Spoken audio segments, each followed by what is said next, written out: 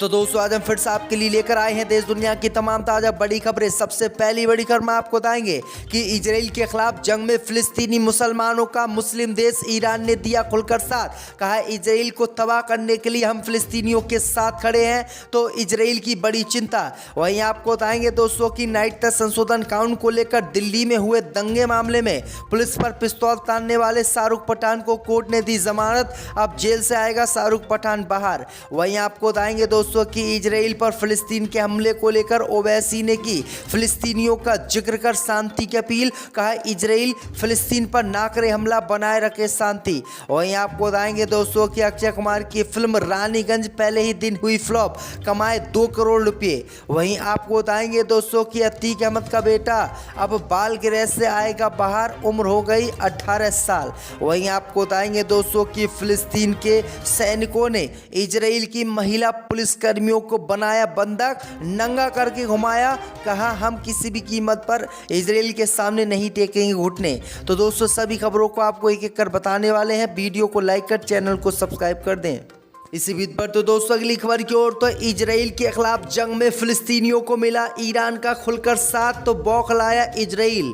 जब दोस्तों आपको बता दें कि फिलिस्तीनी मुसलमानों द्वारा इजराइल पर किए हमले के समर्थन में अब मुस्लिम देश ईरान उतर आया है। ईरान ने इजराइल पर फिलिस्तीन के हमले का समर्थन किया है। ईरान ने कहा है कि ईरान फिलिस्तीनियों के हमले का समर्थन करता है। आगे ईरान ने कहा है कि हम फिलिस्तीनी लड़ाकों को बधाई देते हैं, हम फिलिस्तीन और यरूशलेम की आज़ादी तक फिलिस्तीनी लड़ाकों के साथ खड़े रहेंगे और जो भी फिलिस्तीन को ज़रूरत पड़ेगी वो ज़रूरत हम पूरी करेंगे और सारा सामान हम फिलिस्तीनियों के लिए पहुंचाएंगे। वही आपको बताएंगे दोस्तों कि ईरान द्वारा खुला समर्थन फिलिस्तीनियों को देने के बाद इजराइल बुरी तरह से बौखला गया है। वहीं केंद्र की मोदी सरकार ने भी इजराइल का समर्थन किया है, जबकि फिलिस्तीनी मुसलमानों के विरोध में उतरे हैं और फिलिस्तीनी मुसलमानों को केंद्र की मोदी सरकार ने आतंकवादी बता दिया है। तो ये मोदी सरकार मुस्लिम विरोधी एक बार फिर से हो गई है।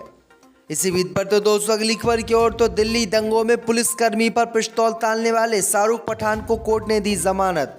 जब दोस्तों आपको बता दें कि नागरिकता संशोधन कानून को लेकर साल 2020 में उत्तर पूर्वी दिल्ली में हुए दंगों के दौरान पुलिसकर्मी पर बंदूक तानने वाले शाहरुख पठान को कोर्ट से जमानत मिल गई है, जिससे अंधभक्त बौखला गए हैं। दरअसल आपको बता दें कि कटकटुमा कोर्ट ने 25 सितंबर को ही शाहरुख पठान की जमानत पर अपना फैसला सुरक्षित रख लिया था और शाहरुख पठान को जमानत नहीं दी थी, लेकिन अब सुनवाई पर आज शाहरुख पठान को जमानत दे दी गई है। दरअसल आपको बता दें कि गवाहों के बयान दर्ज होने के बाद ही शाहरुख पठान को जमानत दी गई है। दरअसल आपको बता दें कि शाहरुख पठान 3 अप्रैल 2020 से ही पुलिस की गिरफ्त में है और वो तिहाड़ जेल में बंद है, लेकिन अभी तक उन्हें जमानत नहीं मिली थी, लेकिन अब उन्हें जमानत मिल गई है। इसी बीच पर तो दोस्तों अगली खबर की ओर, तो इजराइल और फिलिस्तीन के हमले को लेकर असदुद्दीन ओवैसी ने की शांति की अपील।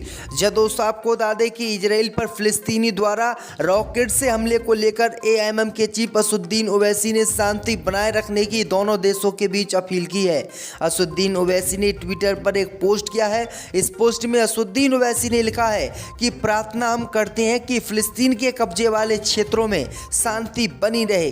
दरअसल आपको बता दें कि फिलिस्तीन ने जैसे ही इजराइल पर रॉकेट से हमले किए, उसके जवाब में जो है इजराइल ने फिलिस्तीन के खिलाफ जंग छेड़ने का ऐलान कर दिया। वहीं आपको बता दें कि इजराइल के आतंकवादी सैनिक लगातार फिलिस्तीन पर बमबारी कर रहे हैं और उनके ठिकानों को तबाह कर रहे हैं और मुसलमानों को खुलेआम मार रहे हैं, लेकिन पूरी दुनिया ऐसे ही इस तमाशे को देख रही है और इजराइल के खिलाफ कोई भी खड़ा नहीं हो रहा। सिर्फ मुस्लिमी देश इजराइल के खिलाफ खड़े हुए हैं, जबकि मोदी सरकार भी इजराइल के समर्थन में खड़ी हुई है और उसने भी फिलिस्तीन के मुसलमानों का साथ देने से इनकार कर दिया है। इसी बीच पर तो दोस्तों अगली खबर की ओर, तो पहले ही दिन अक्षय कुमार की एक और फिल्म मिशन रानीगंज हुई फ्लॉप। जब दोस्तों आपको बता दें कि बॉलीवुड के खिलाड़ी कुमार यानी अक्षय कुमार की फिल्म मिशन रानीगंज सिनेमाघरों में रिलीज हो गई है।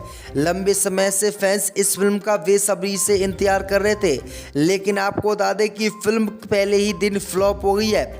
दरअसल आपको बता दें कि फिल्म ने पहले ही दिन मात्र 2.5 करोड़ रुपए की कमाई की है, जबकि दूसरे दिन अक्षय कुमार की फिल्म रानीगंज ने 3.50 करोड़ की कमाई की है। वहीं आपको बता दें कि अक्षय कुमार की फीस ही 100 करोड़ रुपए है और ये फिल्म पूरे अपने रिलीज डेज में लगभग 40 करोड़ रुपए कमा सकते हैं। यानी अक्षय कुमार की मिशन रानीगंज पूर्ण रूप से फ्लॉप हो गई है और इस फिल्म को किसी ने भी नहीं देखा।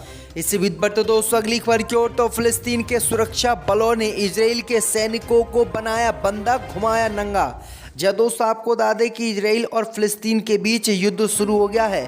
फिलिस्तीन द्वारा इजराइल पर किए गए अटैक का संकेत दे चुका है। वहीं आपको बता दें कि अब खबर सामने निकल कर आई दोस्तों कि फिलिस्तीन के सुरक्षा बलों ने इजराइल की महिला सैनिकों को गिरफ्तार कर लिया है। महिला सैनिकों को गिरफ्तार कर फिलिस्तीन के सैनिकों ने इनको नंगा घुमाया है और नंगा घुमाकर इनकी हत्या कर दी है और इसका वीडियो भी जारी किया है। फिलिस्तीनियों ने कहा है कि हमने पर्याप्त संख्या में इजराइल पर कब्जा कर रखा है और इजराइल के सैनिकों को हमने बंदी बना लिया है।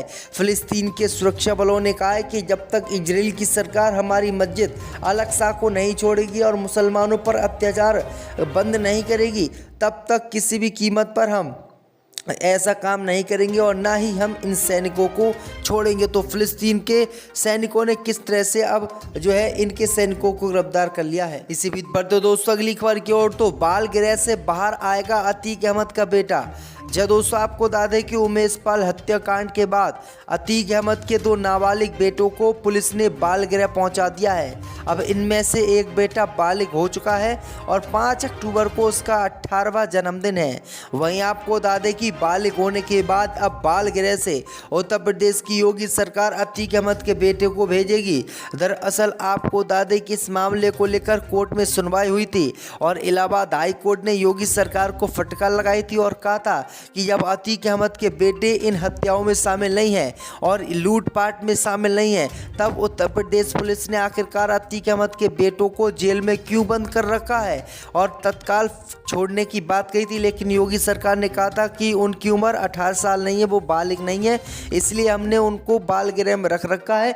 जब वो 18 साल के हो जाएंगे तब हम उन्हें छोड़ देंगे। और अब अतीक अहमद का एक बेटा 18 साल का हो गया है और अब जल्दी वो जेल से बाहर आने वाला है। 2024 में हारेगी बीजेपी, जीतेगी कांग्रेस। जय दोस्तों आपको बता दें कि 2024 के लोकसभा चुनाव का ओपिनियन पोल ताजा सर्वे सामने आ गया है। इस सर्वे में पूर्ण बहुमत की सरकार इस बार केंद्र में कांग्रेस की बनती हुई दिखाई दे रही है, जबकि भाजपा पूरी तरह से चुनाव हार रही है। आइए बात करते हैं इस ताजा सर्वे के। इस ताजा सर्वे ने भाजपा में खलबली मचा कर रख दी है और बीजेपी अब बुरी तरह से परेशान हो गई है, क्योंकि कांग्रेस पार्टी को वो रोक नहीं पा रही है। केंद्र में कांग्रेस पार्टी पूर्ण बहुमत की सरकार बना रही है, क्योंकि राहुल गांधी, ममता बनर्जी ने दावा किया है कि 2024 में अगर वो लोकसभा में चुनाव जीतते हैं, केंद्र में सरकार बनाते हैं, तो सरकार बनने के तुरंत बाद ही जो LPG का सिलेंडर 1300-1200 रुपए का मिल रहा है, उसको हम 500 रुपए का देंगे। इसके बाद पूरे देश का मूड बदला और एक नए ताजे सर्वे ने बीजेपी की चिंता बढ़ा दी। वहीं दोस्तों बात करते हैं पहले राज्य महाराष्ट्र की। तो महाराष्ट्र में 48 सीटें हैं, 48 में से 16 बीजेपी को जा रही हैं, जबकि 32 सीटें कांग्रेस पार्टी जीत रही है। इसी 32 सीटों में एक सीट असुद्दीन ओवैसी की पार्टी AMMB जीत रही है और अन्य का यहां पर खाता भी नहीं खुला है। यानी महाराष्ट्र में बीजेपी आधे पर है, जबकि कांग्रेस दुगने पर। वहीं दोस्तों बात करते हैं पश्चिम बंगाल की। तो पश्चिम बंगाल में 42 सीटें हैं, 42 में से मात्र 8 सीटें ही बीजेपी को मिल रही हैं, जबकि 34 सीटें कांग्रेस के गठबंधन को मिल रही हैं और अन्य का यहां पर भी खाता खुलता हुआ दिखाई नहीं दे रहा है। वहीं दोस्तों अगले राज्य की बात करते हैं झारखंड की। तो झारखंड में 14 सीटें हैं, 14 में से 7 बीजेपी को मिल रही हैं, 7 कांग्रेस पार्टी को मिलती भी दिखाई दे रही हैं। यहां अन्य का खाता भी नहीं खुला है, यानी झारखंड में दोनों ही पार्टियां बराबर की टक्कर में हैं। वहीं दोस्तों बात करते हैं आंध्र प्रदेश की। तो आंध्र प्रदेश में बीजेपी का सुपड़ा साफ होता हुआ दिखाई दे रहा है। 25 25 सीटें हैं यहाँ 10 सीटें कांग्रेस गठबंधन को, 15 सीटें अन्य को और बीजेपी का यहाँ खाता नहीं खुला है। वहीं दोस्तों बात करते हैं राजस्थान की, तो राजस्थान में 25 सीटें हैं, 25 में से 17 बीजेपी को मिल रही हैं, 8 सीट कांग्रेस के महागठबंधन को मिल रही है और अन्य का यहाँ पर खाता खुलता दिखाई नहीं दे रहा है। राजस्थान में बीजेपी की स्थिति काफ़ी मजबूत दिखाई दे रही है। वहीं दोस्तों बात करते हैं केंद्र शासित प्रदेशों की, तो केंद्र शासित प्रदेशों में 7 लोकसभा की सीटें हैं जिसमें 3 बीजेपी को मिल रही हैं, 4 कांग्रेस पार्टी को मिलती हुई दिखाई दे रही हैं, अन्य का यहाँ पर खाता भी नहीं खुला। यानी केंद्र शासित प्रदेशों में कांग्रेस पार्टी अच्छा प्रदर्शन कर रही है। वहीं त्रिपुरा की बात करते हैं दोस्तों, तो त्रिपुरा में 2 सीटें हैं।